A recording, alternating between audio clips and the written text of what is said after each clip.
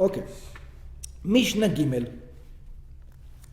So, the amount that you're obligated when somebody tears something, again, how much width are you obligated for tearing? If you just tear a little bit, no measurement yet. But if, in order to repair it, you need two sewings, then you're obligated. So that's what we know. So now comes the thing. And we already learned it, if you remember in other places, that if you destroy just for destroying, you're not obligated. It's not building. It's, you don't have מחשבת. Yeah, you need to destroy in order to build. In other words, if there's a house and you want to build another house on top of this house and you destroy the other house on Shabbat, you're obligated. But if you're just a homeless guy, you just enjoy throwing stones and breaking things, and you broke the house on Shabbat, there's no obligation because you don't have an intention of building.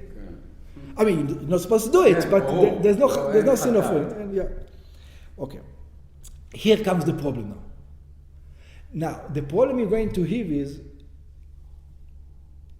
in other words, does it do something for you? Does what you are doing accomplishing something? So the question is, בכעסו, does it accomplish something? זה קירר אותך לעשות דבר. So and even and even if he did now, am I going to consider it as doing something? That's the question. Because maybe when we say doing something, it means for the job or it means for yourself. For me. What does it mean exactly? It needs to be constructive, but constructive what? Constructive for the job or constructive for the person? So let's see.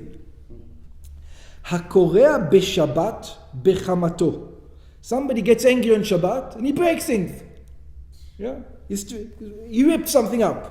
בכעסו, כגון שקרע בגדו מחמת כעסו. You know people, because they go berserk. ועל מתו, or somebody passed away in the family, he dies.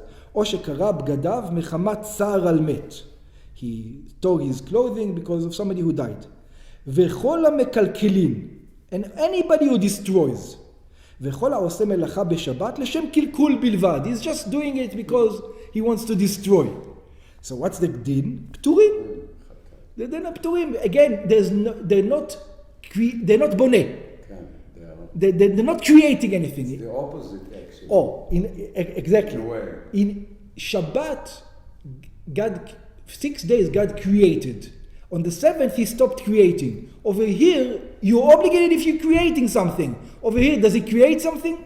He didn't create. If he's breaking something down in order to build, he's creating, is part of the building process. But why isn't it that sometimes, even if your meaning is not to create, by your action, you create something? Yeah, but Shabbat needs מלאכת מחשבת. That's the thing. That's it. Shabbat is מלאכת מחשבת. That's the one thing to keep in mind on Shabbat. It's not like other things. מלאכת מחשבת required. That's the special here. פטורים מחטאת וממיתה. They are not obligated in sin offering and not obligated in death. בגמרא מבואר, in the Gemara it explained, hey, don't jump into conclusions so quickly. שהקורע על מתו אינו פטור. It says, you know when we say that somebody is tears on his dead, he's not obligated? It's only when, אלא אם כן אינו חייב לקרוא עליו. It's only if you don't have the... It's somebody else's father. But if it's somebody... הוא חייב, הוא עשה מלאכת מחשבת. Oh, you're supposed to. That's right, you're supposed to. אבל אם הוא חייב לקרוא עליו, but if he has an obligation to tear upon him, כגון שהמת הוא אחד מקרוביו, like the dead person is one of his family, שחייב להתאבל עליהם, that he has to mourn for them, אביו, אמו, his father, his mother, בנו, ביתו, his son, his daughter, אחיו, אחותו, אשתו, his brother, his sister or his wife, or either that, שהוא אדם כשר, he's a big rabbi, that everybody is supposed to tell, שהכל מצווים להתאבם עליו, that everybody is supposed to mourn him, או שעמד על המת בשעת יציאת נשמה, or he was there in the room when the dead person passed away, הרי הוא חייב משום כלותו בשבת, then he is going to be obligated, so it's not never obligated. It's only if he's not required to do tearing, he's not obligated. If he volunteered doing it. That's right, he volunteered. שהואיל ויצא ידי מצוות קריאה, because he did the commandment of קריאה, אין זה נקרא קלקול אלא תיקון. Over here he did something good, like he created something. בעניין הקורע בחמתו, when it comes to one who tears in his anger, פוסק הרמב"ם שהוא חייב. The Rambam disagree with the Mishnah. I don't know how he can, but he says that he is obligated. מתקרר, אתה בן אדם שהוא עצבני, הוא לוקח, הוא שובר, No, I understand the Rambam. כל טוב. Yeah, I understand the logic of the Rambam, but you have to remember, Rambam is not allowed to argue with the Mishnah. He's not? No, it's much later. He held, unless he can bring me someone from the Mishnah's time that has this opinion. You have over here the Mishnah itself. It says, in other words, the guys from the Mishnah telling the Rambam, excuse me, your brain is this small. Okay. What we say, it's either you agree with us, and if you don't agree with us, start thinking until you do agree with us. Okay. Go break your head. That's your don't tell me. That they cannot. He cannot. I don't know. How does he do it? I don't know. Let's see. וטעמו, and he's got the reason, שהואיל ודעתו מתיישבת עליו, and he says, what you saying? Yeah, the Rambam says our logic. The logic is great. שהואיל ודעתו מתיישבת עליו, he became calm. בכך הרי הוא כמתקן לגבי יצרו. He does fix. He's fixing his anger. In a way, yes. ברם, but יש חולקים על הרמב"ם. There are those who disagree with the Rambam. וסוברים כמשנתנו שהוא פטור. And they hold like our Mishnah that he's not obligated. And quite frankly, unless the Rambam can give me another Mishnah or another thing, right. But the Rambam knows that. The Rambam never goes against the Mishnah. So that's very strange.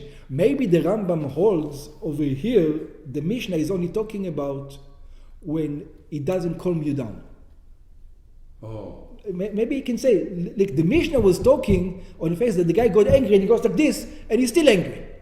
But if he stopped being angry... That's what he says. That's what he says. He says that's what the Mishnah... In this case. Yeah, that's just... Maybe that's the only way I can understand the Rambam. Otherwise it's very hard. Yeah, of course. But over here it's halacha. It's not... you're going to get punishment for that, for ko'es ma'Torah. But over here, for Shabbos, death penalty or no death penalty? Okay. That's what we care about. שהוא פטור. Why? לפי שהאדם חייב לכבוש את יצרו. Because a person has to conquer his inclination. ומי שאינו כובש את יצרו, and somebody who doesn't conquer his inclination, וקורע בגדיו בכעסו, הרי כבד אבזרה, כמו שאמרו בבבלי.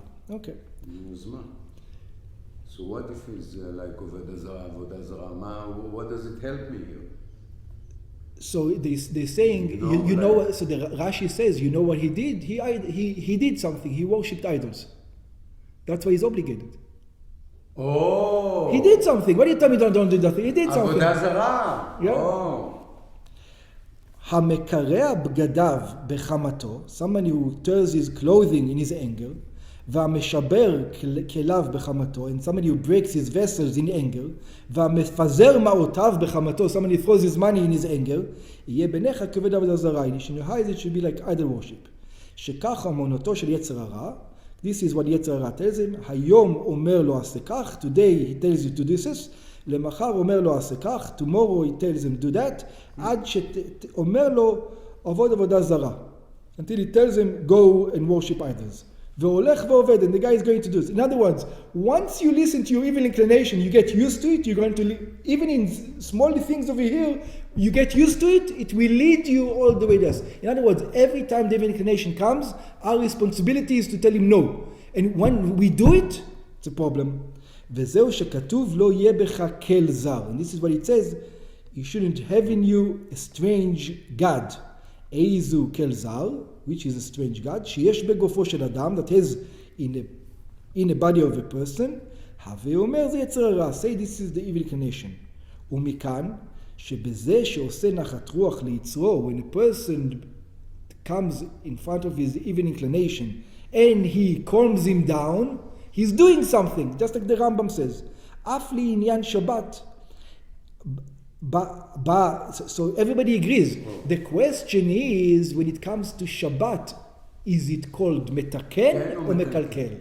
That's what he said. In other words, it's what we said in the beginning. When we say work, does the work have to be on the work itself or also on you? The Rambam says also on you. Everybody else says it has to do directly with the work. That's the disagreement. Relaxing you. That has nothing to do with the work.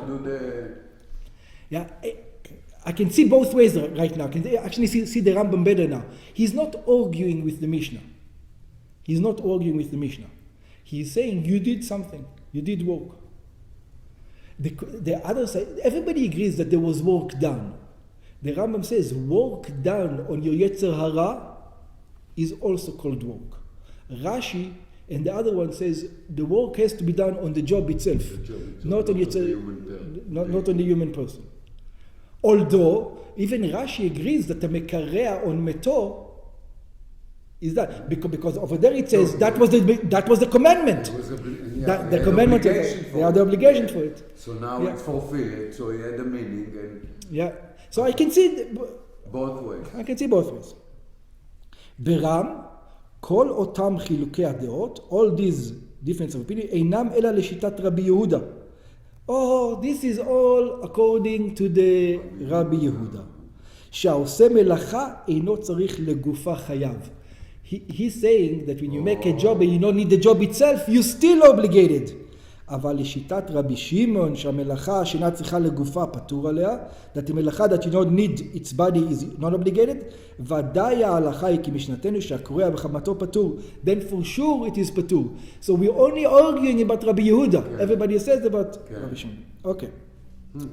והמקלקל על מנת לתקן, but somebody who destroys in order to fix, כנגון הקורא על מנת לתפור, somebody who's tearing because he needs to restore, או המוחק על מנת לכתוב, somebody who rubs something out, he erases something in order to write, ששנינו לעיל שהוא חייב, he is obligated. שיעורו כמתקן.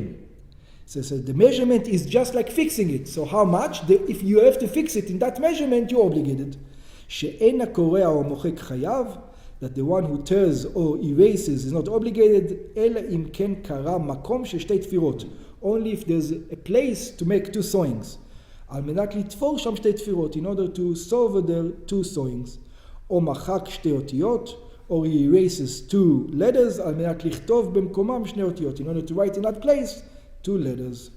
But let me ask you this, if I will just erase the two letters without writing them, am I chayav now? Or if I just two tefirot? Why are you erasing? I need מחשבת. What's your intention? You have to have מחשבת. You have to have מחשבת. I need your intention. If you don't give me your intention, I wouldn't know. Okay. If you're just bored and you're erasing for just because you're bored, you're not obligated. Okay. But if you need it for later on, now you're becoming obligated. Again, it needs to be חייב מלאכת. מחשבת. It needs to have thought.